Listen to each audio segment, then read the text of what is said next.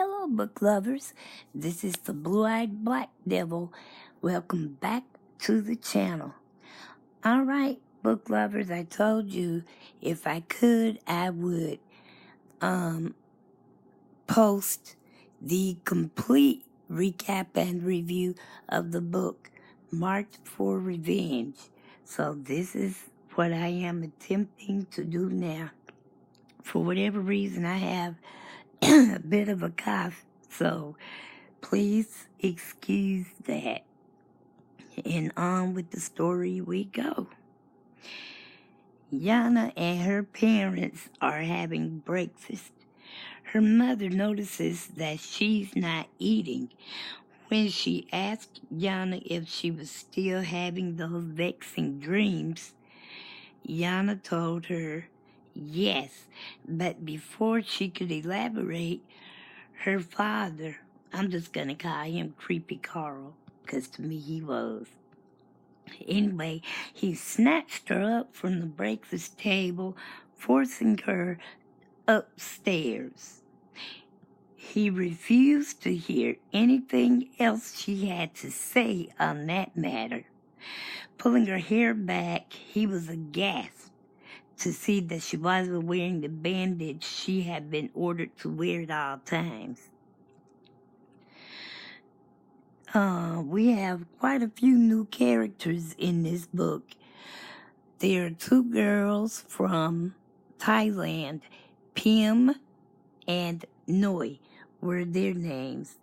Then we have, I guess you would call him like the chief of police or the district police. I'm not exactly sure, but it's someone who is over even the head of the police departments. This man's name is Anders Vester. Then there is another police female. Her name is Carwin. And we have a few other minor characters, but we'll run into those when we do. As far as recurring characters, we have obviously Yana Berzelius and her parents, Creepy Carl and Margarita. Then we have Yana's nemesis, or her arch rival, Danilo Pena. Then we have all of the regular or the law enforcement team from last book. We still have Henrik and Mia. They're partners. And then there's Gunnar and Annalie. And who else is from the other book? Oh, Henry's wife, Emma, where we last left off, she was pregnant with their third child. So she's here. So, okay, after Creepy Carl forces Yana upstairs and discovers she's not wearing the bandage, he was aghast. Let's see. Yana and her boss, Torsten, I forgot about him, have just finished eating dinner when a mysterious man enters the restaurant. Apparently, Yana was the only one that noticed him. On her way home, she sees the mysterious man again, but this time there are two other men with him. This was when she recognized that the first man, who was also the man she spotted in the restaurant, was actually once her childhood friend, Danilo Pena. As for Henrik's personal life, nothing had changed. Remember from the first book, we learned that he was ambivalent about having another child. He really believed that his wife only got pregnant to keep from having sex with him as much as she probably was in between pregnancies. Well, if that was true, that's a really drastic measure she really went to to keep it like that. Okay. Mia Bodelander is still looking for someone to take care of her. Now, after a one-night stand, she rifles through this man's pockets looking for cash, but all she found were credit cards. After she realized there was no cash money, she put him out, telling him that he was an absolute waste of space. Wow. Now that's very creative. A waste of space. Okay. PM, which is one of the girls, like I said, from Thailand, she'd been forced to take an unfamiliar pill. After she finally swallowed it, she was told that she only had 49 more to go. So, apparently Pim and Noi had agreed to smuggle drugs into Sweden as a way of making quick money. But we all know, book lovers, that not all money is good money, right? And I just can't think of any reason under the sun why I would be all right with taking 50 pills at one time. Okay, Yana and Demilo have just finished another life or death match. Gunnar, Henrik, Mia, the female character Carwin, and Anders are there to have a meeting. But hold on, guys. Yeah, all of the people I just mentioned are there to have a meeting, but Yana is noticeably absent. Yana's parents are on the way home from the opera when his wife, Margarita, asked him about telling Yana something. He shut that down right away. Yana's inspecting her bruises while sitting in a secret room with the memorabilia, or her memorabilia that she had collected from her childhood. Mia has gotten a call from Gunnar telling her to come to the train station. When she got there, she learned that a 15-year-old girl had been found dead. Let me see. Yana and the rest of the team is trying to figure out who the deceased girl was or is. Henrik is now at the hospital to get a statement from the train attendant who found the deceased girl. She told him that the victim's name was Noi. And I'm guessing, or assuming rather, that she took those same 50 pills, or, kind of pills that Pim took, but she didn't make it. Mia has been sent to meet with the man who has more information about the deceased. At first it seemed he didn't really have anything to add to what he told them the first go-around at the hospital, but just as Mia was preparing to leave, he remembered a license plate. Henrik and Mia interviewed teenager,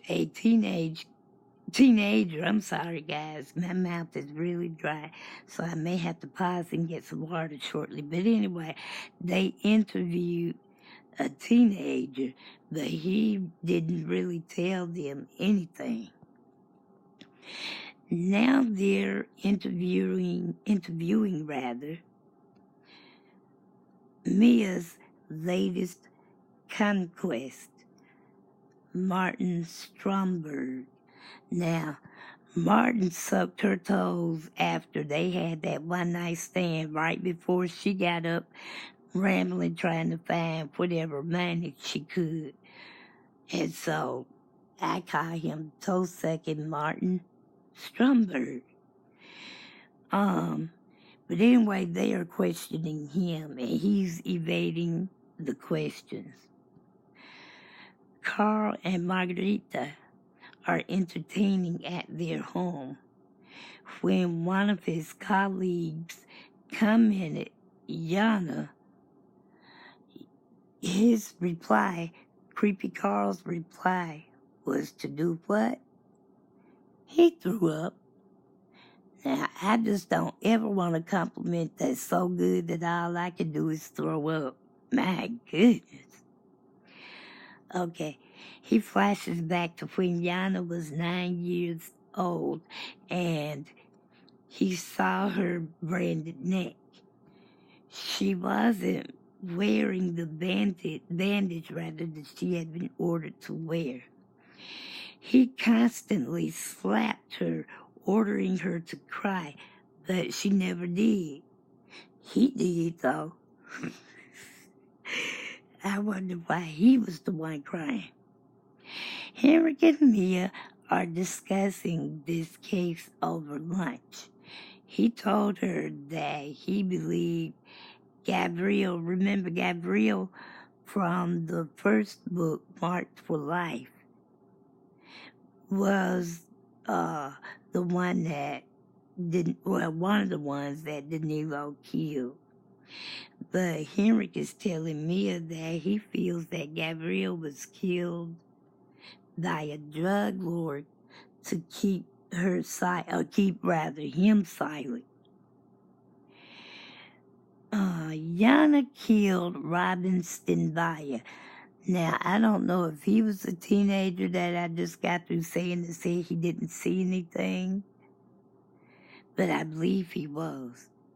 So Yana has killed him. He had just been, I got ahead of myself. He had just been interviewed by Henrik and Mia. So I guess she killed him because he saw too much. Yana and an acquaintance, which is Per, are having dinner. He tells her that he had to meet with police about the latest homicide. The victim is the man Yana had just killed, which was Robin Stenvaya. She was shocked, and I believe she was shocked because she didn't believe his body would be found so soon after she killed him. The police are interviewing Robin's mother. She told them about her only child and how he enjoyed being alone. He moved out of their home at age 16, and he had lost his father 6 or 7 months prior to his own death. And that had to be hard on his mother to lose both her child and her husband within a year. Pam finally broke away and tried to make a getaway, but she thinks she's trying to do this because she thinks her captive is about to catch up to her. Yana's once again at her parents' home for dinner. Her father is always somewhere lurking around, even if he is in his own home. That's why I call him Creepy Carl. Detectives obtained a search warrant, or a search rather, for Robin's home, but what they found didn't match what they thought they knew about him. Like, his mother was a vegetarian, so why was a pack of ham in his refrigerator? He also had a girlfriend that no one knew he had. Now, that pack of ham being in his refrigerator could have easily been the girlfriend's or him. They didn't say he didn't eat ham. And if it was his mother's pack of ham, had he moved back home with his mom? I don't know. But meanwhile, Yana spotted a birth certificate at her parents' home, and now she wonders why her adoption was closed. She woke up from another vexing dream. She's now at the hospital along with the rest of the team. Pim is trying to tell them what happened to Noi and her. She tried to explain that Noi wasn't in the room when she broke away. She said she saved one girl's life, but she couldn't help Noi. When asked what they were doing in Sweden, why were they in Sweden, she just shut down. Well, we would shut down too if we knew we were doing something illegally in another country at that. They're still questioning Pim about the girl left behind and Noi. Yana, Mia, and Henrik are in the parking lot when Yana found out that Robin had a girlfriend. And after the girlfriend found out Robin had gotten killed, I bet you she was glad she was nowhere around, because Yana being a sharp shooter, she wouldn't have missed. God, yeah, please forgive me, I'm just stumbling. She would not have missed her target. So the girlfriend dodged the bullet literally by not being there.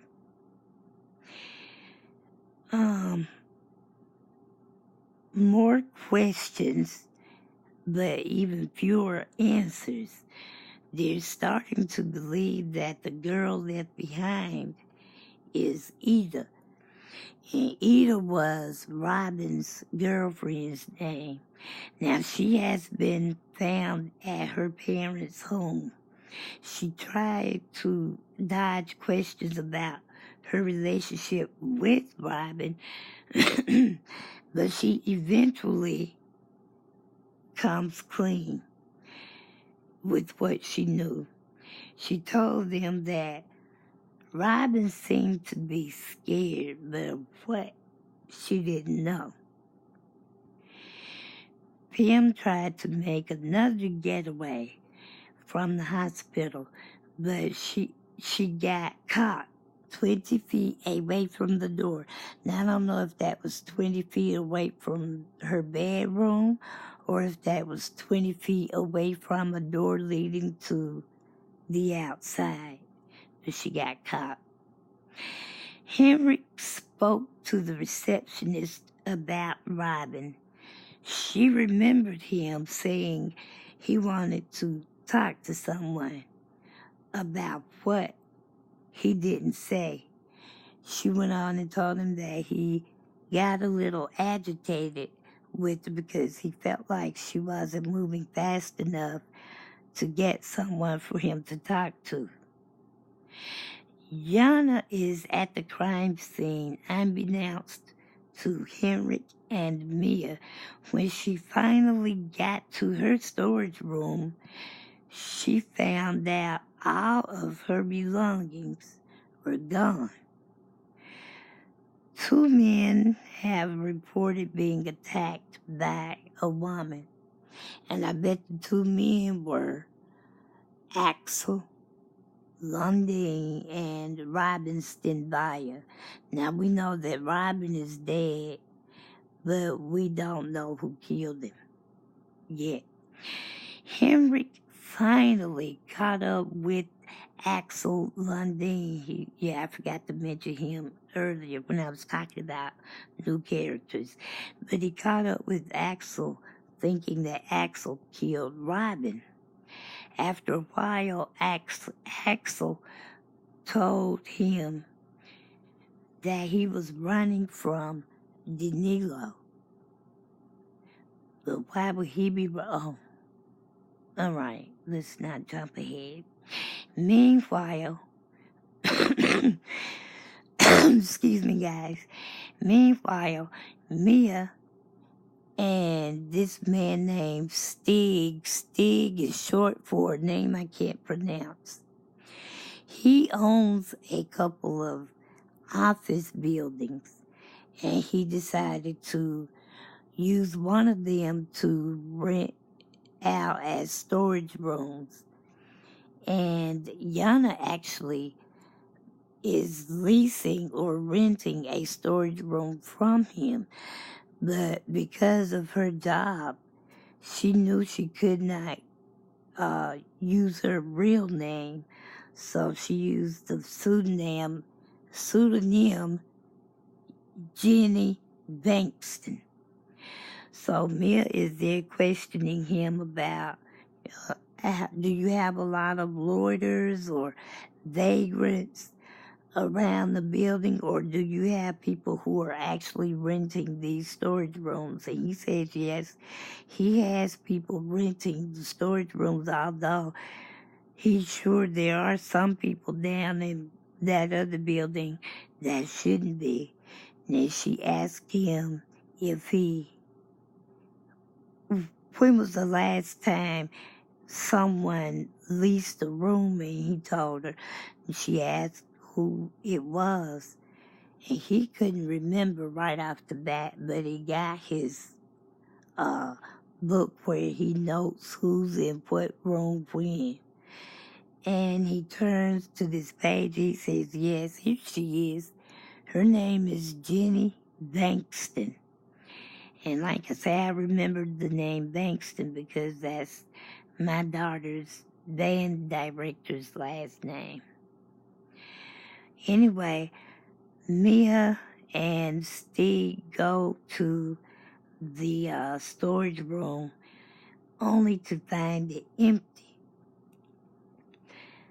Unbeknownst to them, the storage room belonged to Yana. Somehow, Danilo got into Yana's storage room and cleaned it out. Mia and Stig were left scratching their heads when they went to the storage room and found it empty. Well, guess what? They weren't the only two scratching their heads. I bet Yana was scratching her eyes, ears, heads, and everything else. Henrik is at the hospital questioning Pim. At first it seemed he wasn't getting anywhere until he pulled out 2 pics of possible suspects, and one of the pictures was of Danilo. Yana is beside herself when she learns that. Henrik is starting to suspect that Yana is somehow tied into these killings. He shares his suspicions with Mia, but he quickly regretted it because Mia and Yana aren't nemesis or arch rivals, so to speak. But Mia just does not like Yana at all. She just has a great disdain for Yana, so Henry decided he spoke too soon. Mia and toe-sucking Martin Stromberg exchanged Christmas gifts. He was pleasantly surprised to receive a Louis Vuitton scarf, while she received an egg cup that said, "Have an excellent day." She was furious. Because she had seen a high-end woman's watch that she just knew was hers. She thought he was going to wait and give it to her for Christmas, which is why she continued to see him. And so in some regards, that's what she get. She did see the watch, but that was for her mother, not for Mia. That was for his mother, rather. Wasn't for Mia. Okay. Yana is once again looking for Danilo, and so is Henry. Yana stealthily made her way to the isolation ward of the hospital where Pim was. She asked her for the name of the man who attacked her. At first, Pim didn't want to talk to her, but when she reached for the call button, Yana pinned her hands down and asked Pim again for his name. Pim said she didn't know, but she described the location that they were in as being some sort of a dense forest. An ice fisherman and his dad found the body of a deceased girl. Yana went home and packed a bag, and then she headed to her parents' summer house or boathouse. Henrik shows up unexpectedly at Per's doorstep. He asked him how well he knew Yana. Henrik told Per about the new information that's out, and Yana has been described as a possible suspect. Axel has been found dead. Yana has arrived at her parents' summer house. She flashed back to a conversation she overheard Creepy Carl and another man having. She learned that her father really didn't want her.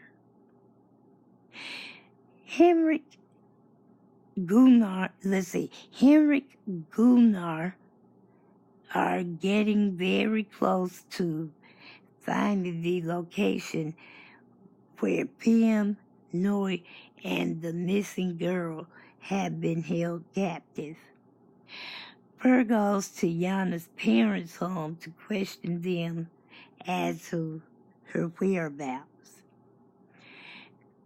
Her father, Creepy Carl, is upset that he came to his house unannounced.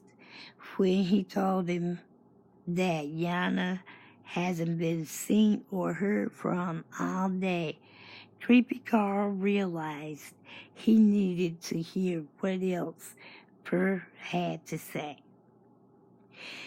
Henrik is home, and his pregnant wife, Emma, is prepared to do battle with him about him not being home enough. But I know she had to know the type of work her husband did. She screamed, though, in excruciating pain. He managed to get her to the hospital, but on the way, he saw this boathouse that they had been looking for. Annalie has been found out by Gunnar that she had sex with his boss, Anders Vester. Yana is at the boathouse looking for Danilo, but he wasn't there. Instead, she found Ezra, or Ezra. I'm not exactly sure how we say it over here, but I have heard of the word Ezra. She was one of the missing girls. Yana is thumbing through her father's legal binders where she learned some disturbing information about Gabriel.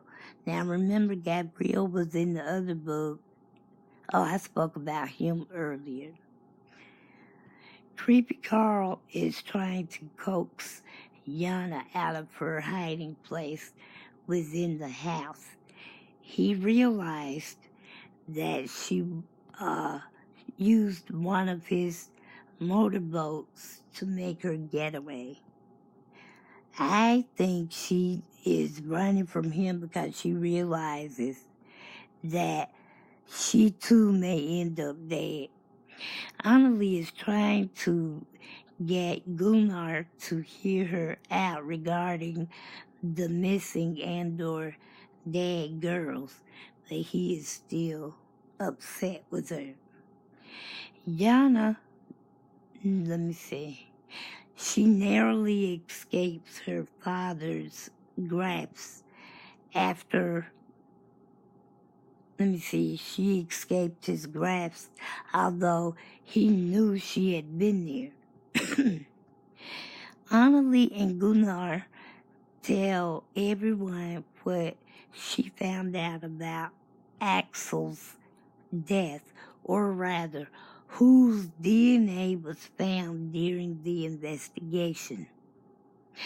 Anders played a part in Axel's demise.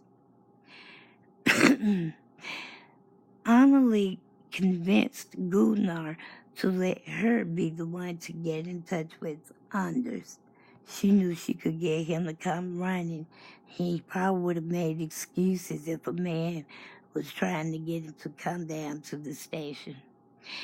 Just as Henrik and Mia are boarding the helicopter on the way to the boathouse, he got a call saying that Emma was in the hospital and that she was in labor.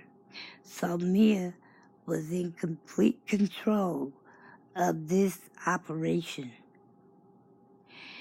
Yana and Danilo had their final fight, but at some point he could have easily killed her, but he didn't. When she asked him why, he told her that everything he had ever done, he did it to protect her. She didn't believe him at first, but she eventually came around. He begged her to help him escape the police, but she didn't. She told him, no, you know the type of work I do, I can't. In other words, I can't play a part in this. And even if she had helped him, I imagine, my guess is that he still would have turned on her after he felt like he was out of danger. Mia made it to the boathouse where she spotted Ezra laying in a fetal position far out on the pier. She immediately called for an ambulance and covered her with her jacket and began performing CPR. Meanwhile, Yana fought her way through icy waters to avoid detection. Gunnar went to Anders' house to question him about why he visited Axel while Axel, that is, was in jail. They ended up having a shootout, which led to Anders being arrested. Mia knelt down beside the dying man and asked if he could hear her. He didn't respond, although his eyes were wide open. Now, Mia has a lot of shadiness about her, but if you remember from the first book, we learned that she had always been a very good street fighter. And so sometimes when you have street smarts, you are able to put 2 and 2 together without even passing number 1. And this was one instant. She knew that she needed to bring Danilo in alive because he held the key, or he may be the one to link the crimes together. When she felt for his pulse, she noticed that he just barely had one. Yeah, but he had one, that's what counts. Yana confronted Creepy Carl, her father, with what she had found out the day before at the summer house. She told him that she knew he was the old man. Creepy Carl, Gabriel, Anders, and to some degree, Danilo were running a drug smuggling and illegal immigration operation.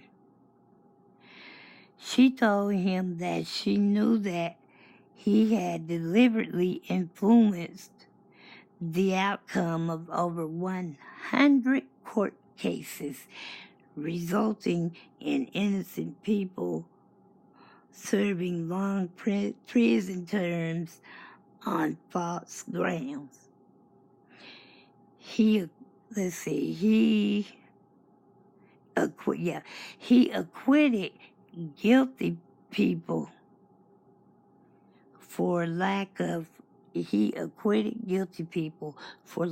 proof.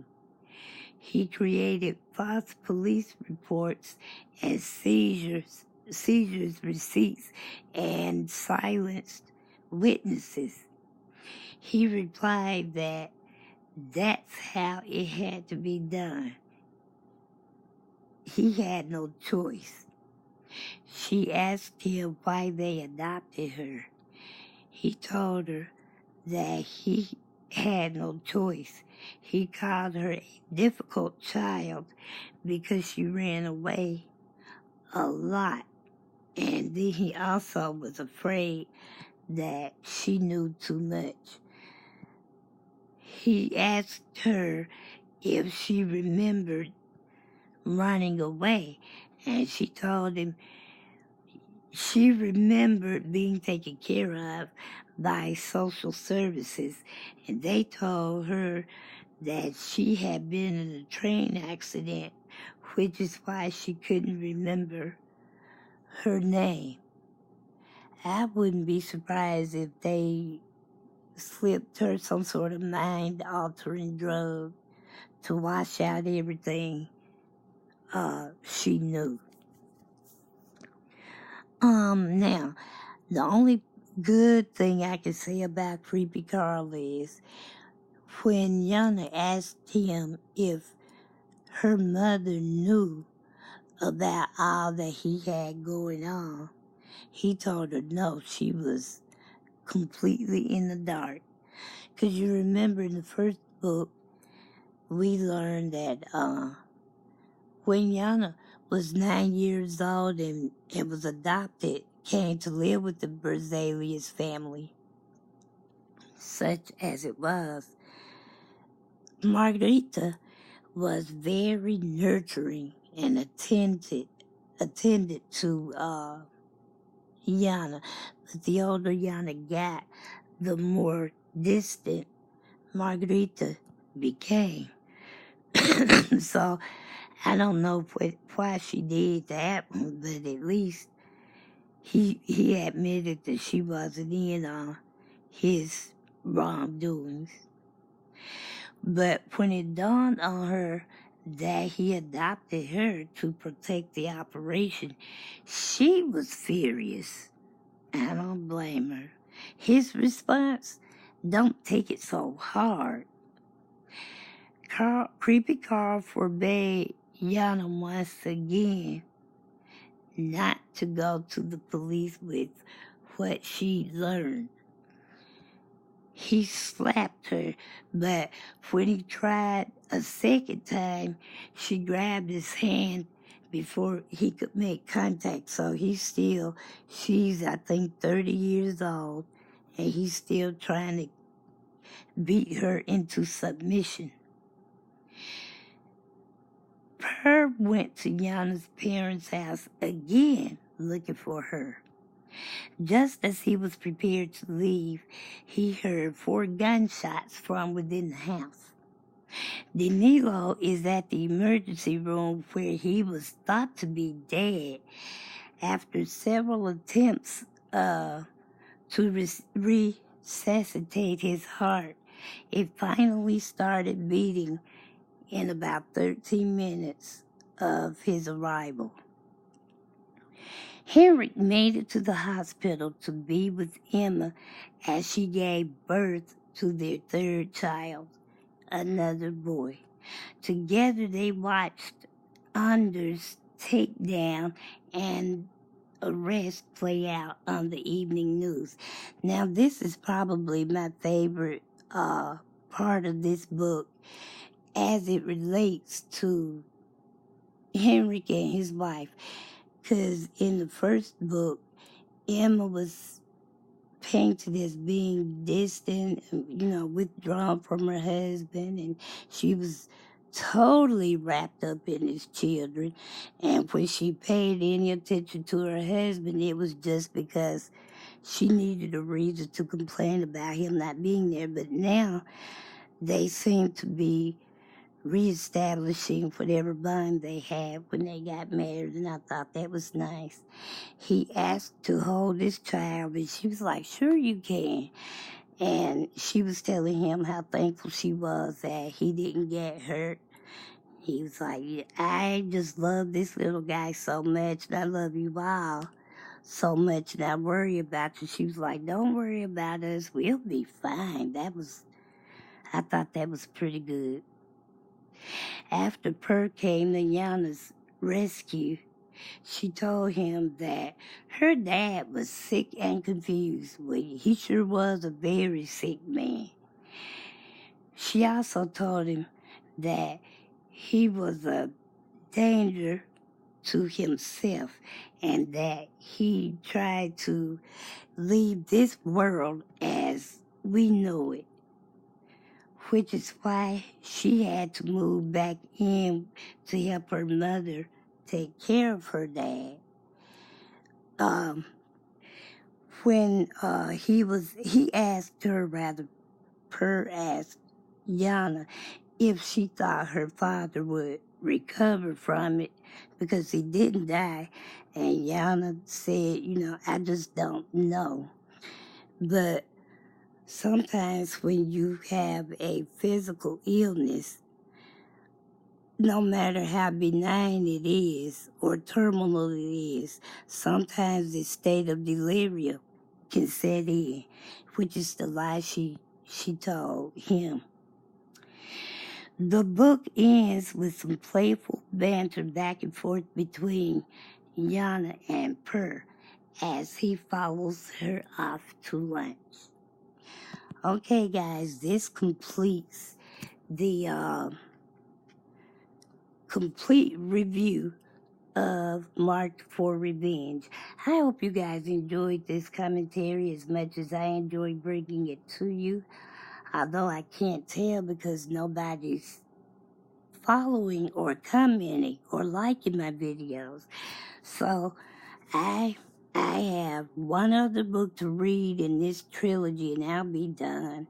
But before I read the other book, I will read a standalone.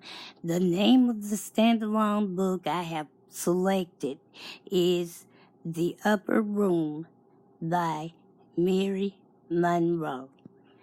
I don't know when it'll be. We're in the middle of holiday season. But that's the book I am going to read. and come back with my recap and review.